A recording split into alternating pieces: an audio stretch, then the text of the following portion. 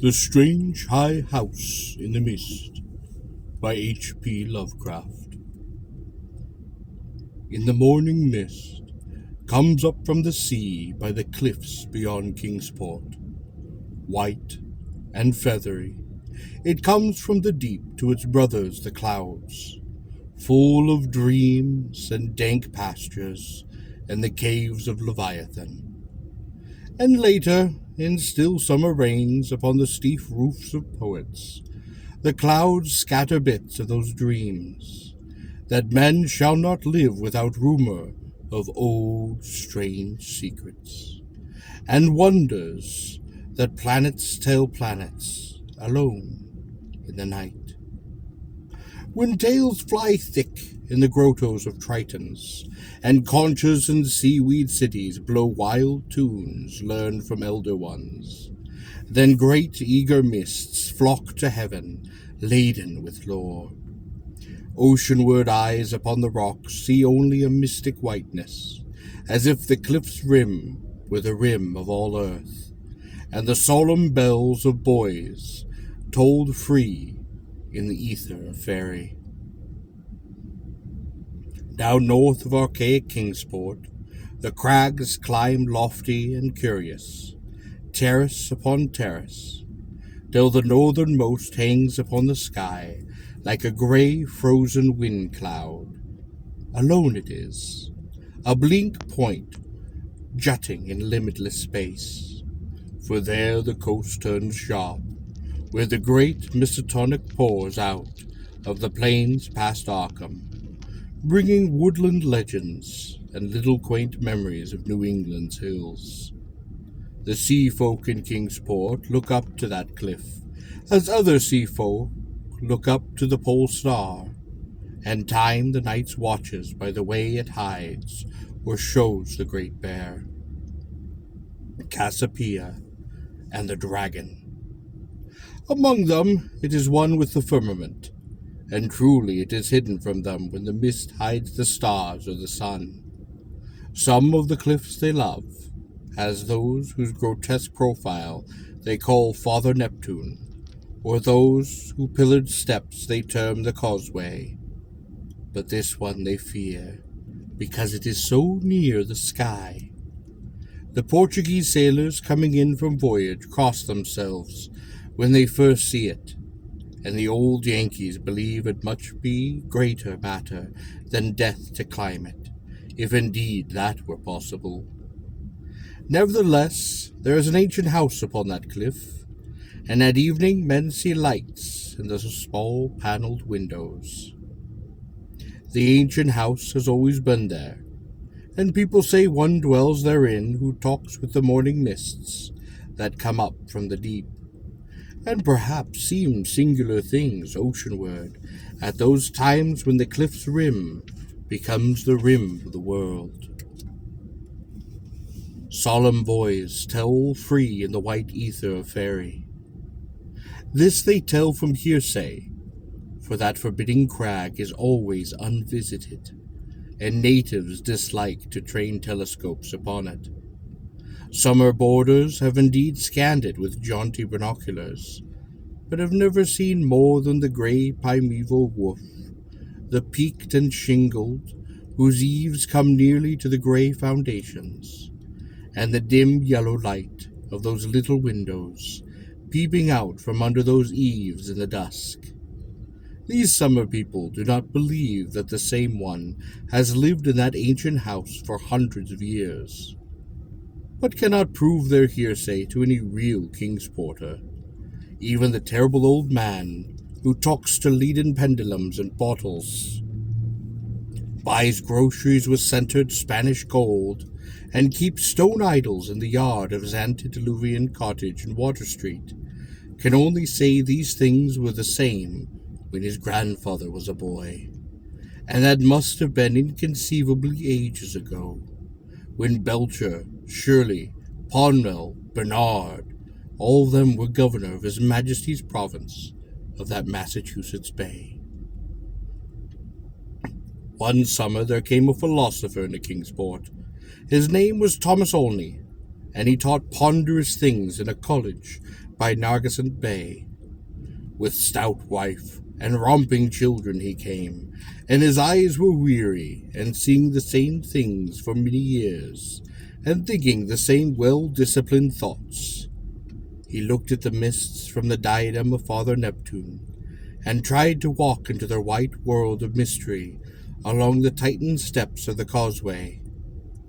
Morning after morning he would lie upon the cliffs, and look over the world's rim at the cryptic ether beyond, listening to those spectral bells, and the wild cries of what might have been gulls. Then, when the mists would lift and the sea stand out prosy with the smoke of steamers, he would sigh, and once more descend to the town, where he loved to thread those narrow olden lanes up and down hill, and study the crazy tottering gables and odd pillared doorways which had sheltered so many generations of this sturdy sea folk. He even talked with the terrible old man, who was not fond of strangers, and was invited into his fearsomely archaic cottage, where low ceilings and wormy paneling hear the echoes of the disquieting soliloquies in those dark small hours. Of course, it was inevitable that only should mark the gray, unvisited cottage in the sky, on that sinister northward crag, which is one with the mists and the firmament. Always over Kingsport it hung, and always its mystery sounded in whispers through Kingsport's crooked alleys. The terrible old man wheezed a tale that his father had told him, of lightning that shot one night up from that peaked cottage, up to the clouds of higher heaven, and Granny Orne, whose tiny gambreled roof abode in the ship street, is all covered with mists and moss and ivy, croaked over something her grandmother had heard at second hand, about shapes that flapped out of the eastern mists, straight into that narrow single door of that unreachable place. For the door is set close to the edge of the crag toward the ocean, and glimpsed only from ships at sea. At length, being avid for new strange things, and held back by neither the Kingsport of fear nor the summer boarder's usual indolence, Olney made a very terrible resolve. Despite many conservative training, or because of it, for humdrum lives breed wistful longings of the unknown, he swore a great oath to scale that avoidable northern cliff, and visit that abnormally antique grey cottage in the sky. Very plausibly, his saner self argued that the place must be tenanted by people who reached it from inland among the easier ridge beside the Miskatonic estuary.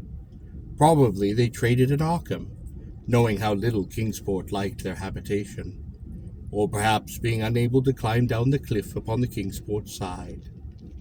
Only walked out along the lesser cliffs to where the great crag leaped insolently up to consort with celestial things, and became very sure that no human feet could mount it or descend it upon that beetling southern slope. East and north it rose thousands of feet vertically from the water, so only the western side, inland and old Arkham, remained.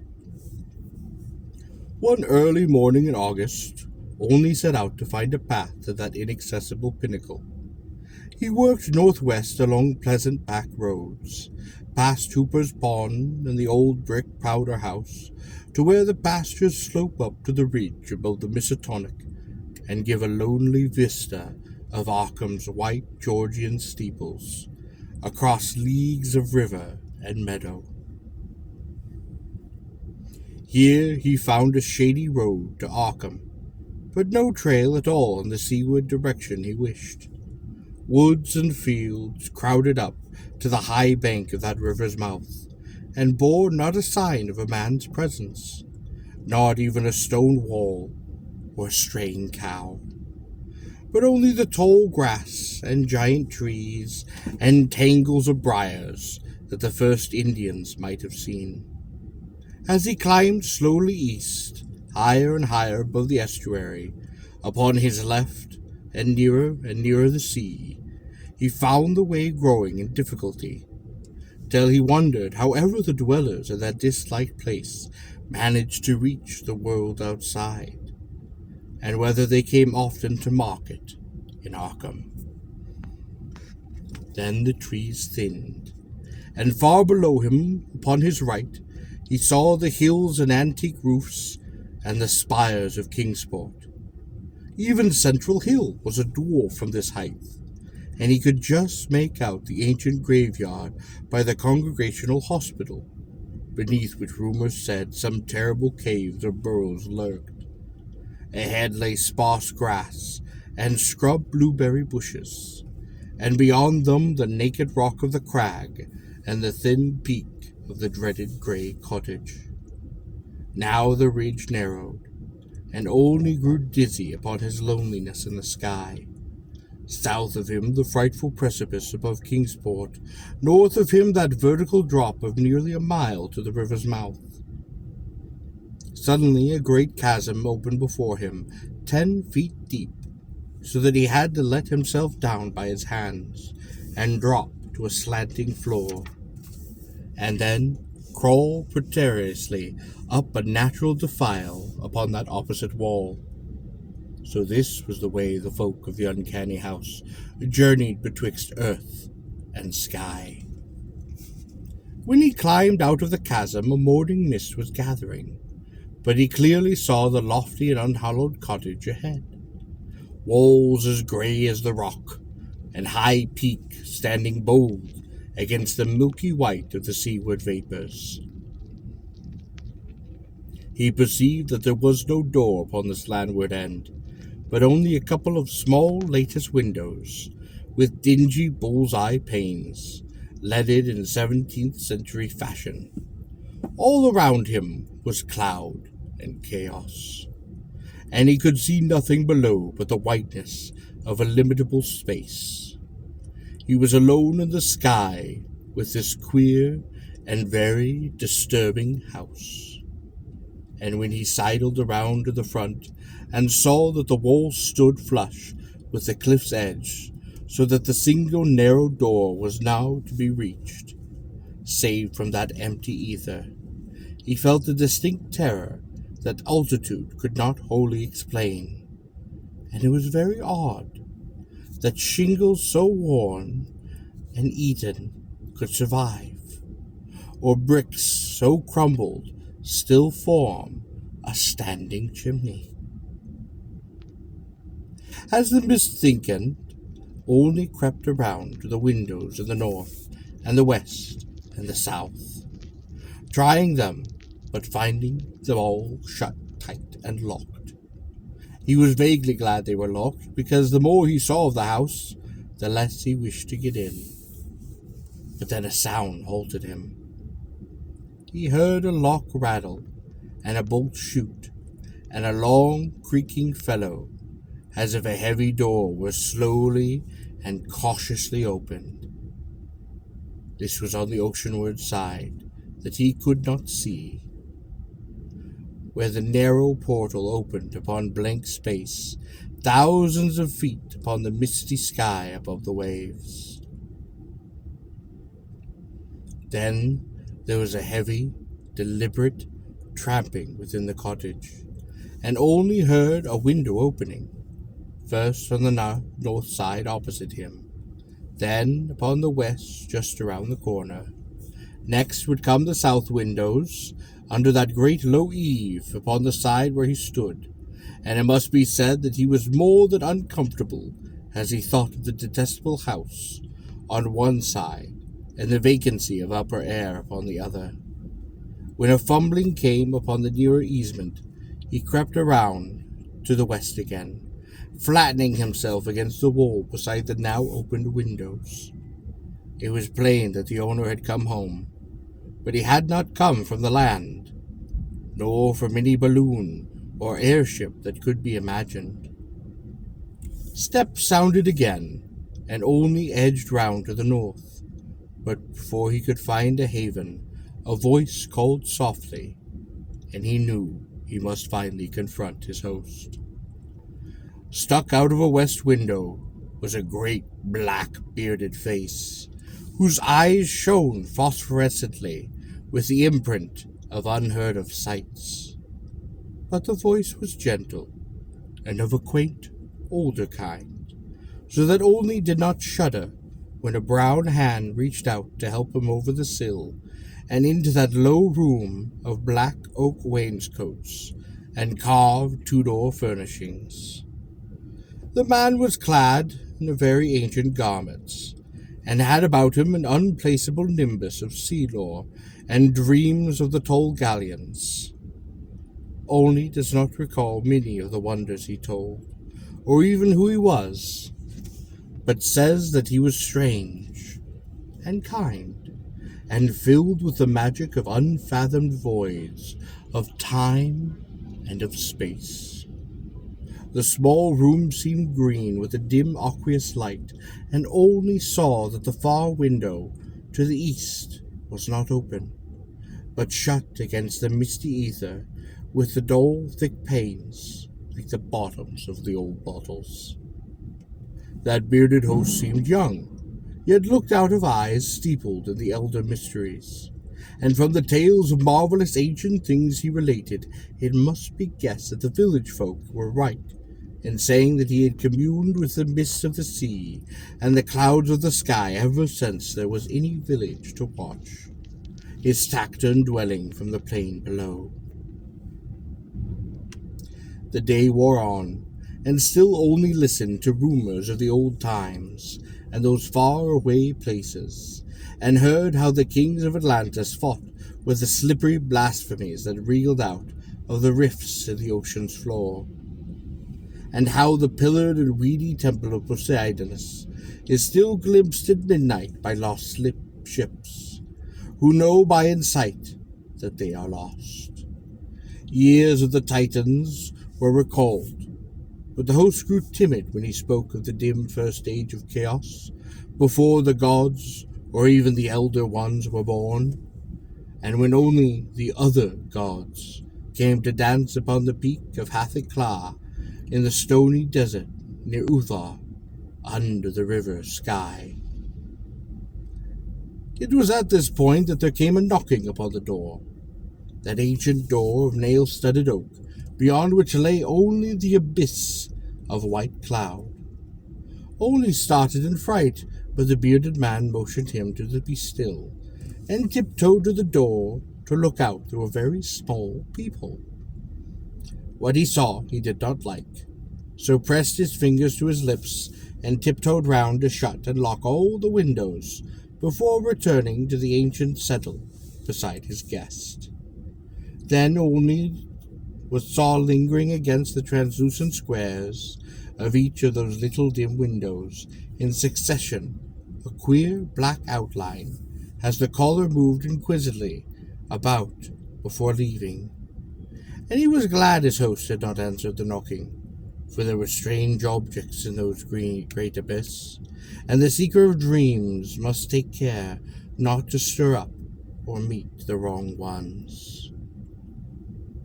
Then the shadows began to gather, first little furtive ones under the table, and then bolder ones in the dark-paneled corners, and the bearded man made enigmatic gestures of prayer, and lit tall candles in curiously wrought brass candlesticks. Frequently he would glance at the door as if he expected someone, and at length his glance seemed answered by a singular rapping, which must have followed some very ancient and secret code. This time he did not even glance through the peephole, but swung the great oak bar and shut the bolt, unlatching the heavy door and flinging it wide to the stars and to the mist. And then, to the sound of obscure harmonies, there floated into the room from the deep all the dreams and memories of Earth's sunken mighty ones, and golden flames played about weedy locks, so that Olney was dazzled as he did them homage. Trident-bearing Neptune was there, and sport of tritons, fantastic neroids, and upon dolphins' backs were balanced a vast crenellated shell, wherein rode the grey and awful form of primal Nodens, lord of the great and dark abyss. The conches of the tritons gave weird blasts, and the nereids had strange sounds by striking on the grotesque resonated shells of the unknown lurkers in Black Sea caves. Then hoary Nordens reached forth a wizened hand, and helped Olney and his host into the vast shell, wherean the conches and the gongses set up a wild and awesome clamor, and out into the limitless ether reeled the fabulous strain, the noise of whose shouting was lost upon the echoes of thunder. All night in Kingsport they watched that lofty cliff, when the storm and the mists gave them glimpses of it, and when toward the small hours the little dim windows went dark, they whispered of dread and disaster. And Olney's children and stout wife prayed to the bland proper God of Baptists, and hoped that the traveller would borrow an umbrella and rubbers unless the rain stopped by morning.